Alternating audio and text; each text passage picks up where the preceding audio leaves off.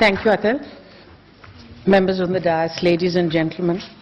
At the onset, I really wish to thank Saida Appa for so wonderfully celebrating Abbas Sahab, really, and for this wonderful book, a lot of which I've happened to read.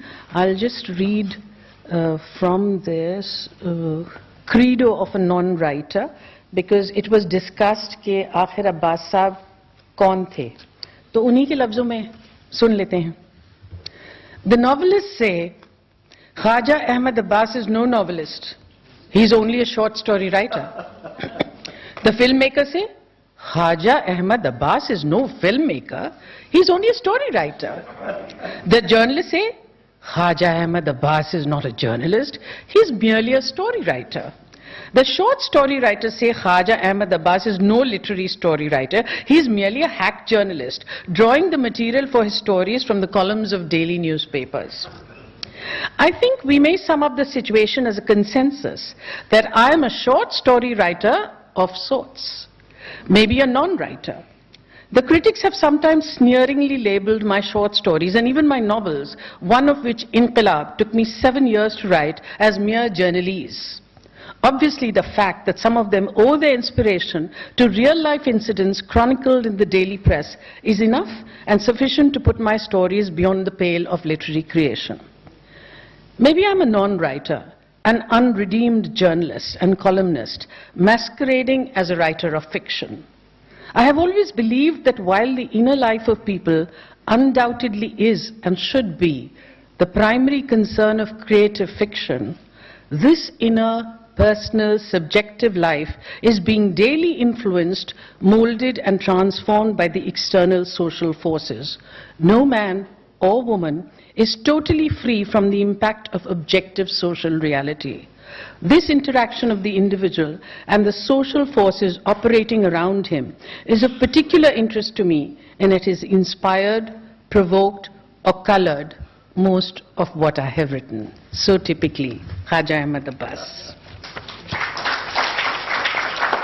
I just read on Twitter today that tomorrow, 7th of November, will be 46 years since Amitabh Bachchan joined the film industry in a film called Saath Hindustani.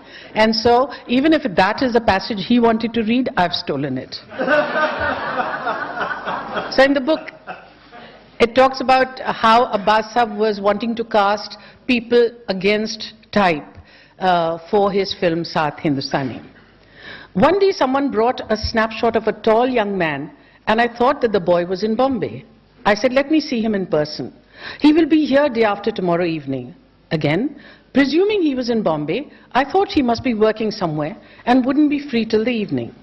On the third day, punctually at 6 p.m., a tall young man arrived who looked taller because of the chudidar pajama and jawahar jacket that he was wearing.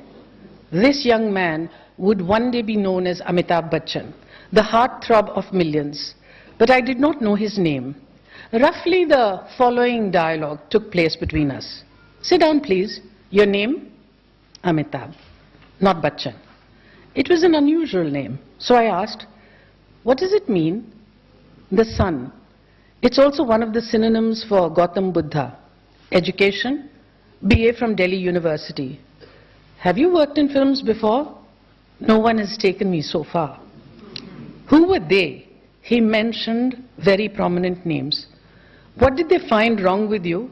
The boy spoke with frankness. They all said, I was too tall for the heroines. Well, we have no such trouble. In a way, we have no heroine in our film at all.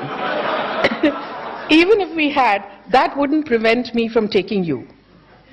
Taking me? Are you really going to take me? Without even a test? That depends. First, I must tell you the story. Then I must tell you your role and see if you will be enthusiastic about playing it. Then I shall tell you what we can afford to pay you.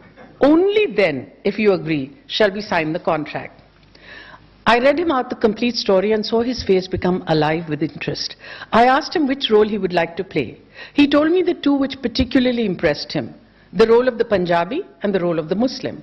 I told him he was perhaps a Punjabi and that made him unfit to play that role. He asked me why. I gave him the reason. The reason for having a scrambled cast. The idea appealed to him greatly. He said, I think I know what you mean. then I would like to play the Muslim role, especially because he's under a cloud of suspicion. And only at the end, the suspicions are removed and he is proved a patriot. Then I told him we would pay him no more than 5,000 rupees, which was the standard figure for all the roles. He seemed a little hesitant, and I asked him, "Are you earning more than that?" "I was," he said. I asked him what he meant. He said that he was getting about 1,600 a month in a firm in Calcutta.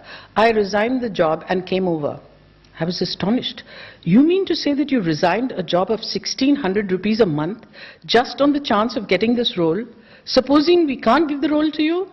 He said, "One has to take chances," with such conviction that I said, "The role is yours."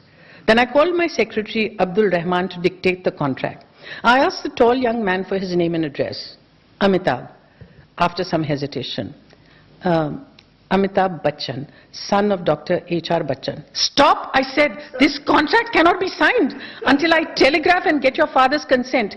He's a colleague of mine on the Soviet Land Nehru Award Committee. I wouldn't like to have a misunderstanding with him. I'm afraid you will have to wait for 2 more days. You can ask my dad, but frankly, do I look like a runaway?" I told him that runaways don't have any particular look. So I dictated, instead of the agreement, a telegram to Dr. Bachchan in New Delhi and asked him if he was willing to let his son become an actor. 2 days later, a telegram came reading, "No objection where you are concerned." This is the whole story about how Amitabh Bachchan came into films. That was, of course, after Saeeda Appa had already discovered him.